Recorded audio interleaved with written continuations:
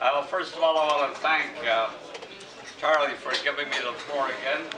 And I'd like to take you back a bit. It was mid-February, right around now, in 1967.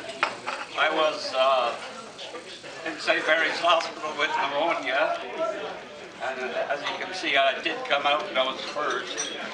And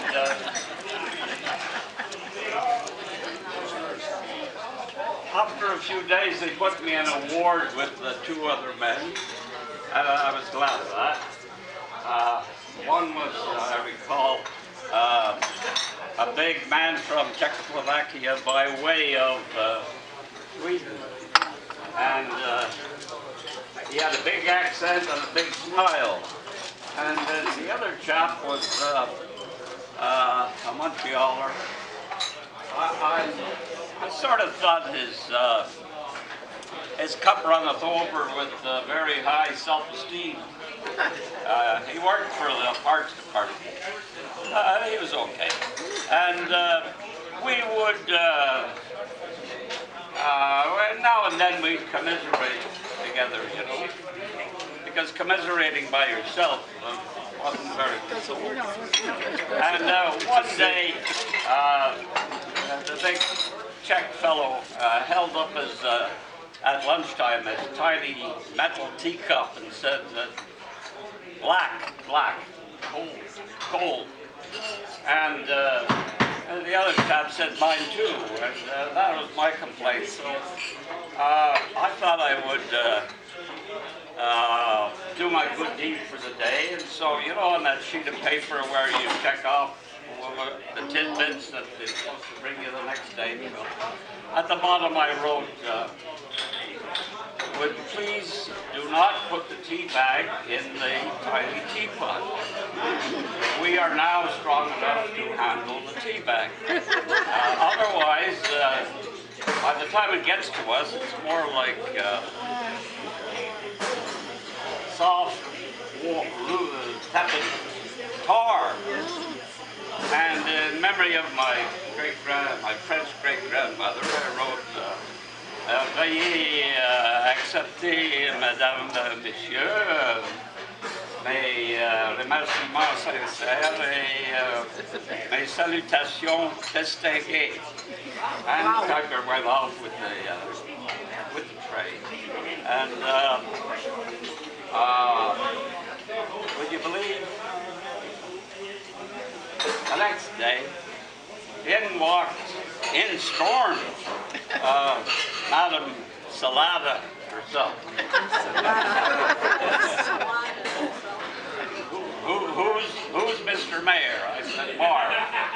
She came over and she said, she wasn't fooled. She said she was in charge of the kitchen in this wing, and she got my ugly note, and boy, did she lay it on me. Hey, who do you think you are? I said, well, in my house, I'm Prime Minister. Sometimes. And, boy, she told me off. She put me in my place. And, you know, I felt like asking her which one of us is sick, but I didn't. I didn't want to argue with her because, after all, she had dedicated her life to something more than hot tea. My dedication was more to cold beer. So she did more than I did. Anyway, I didn't say much.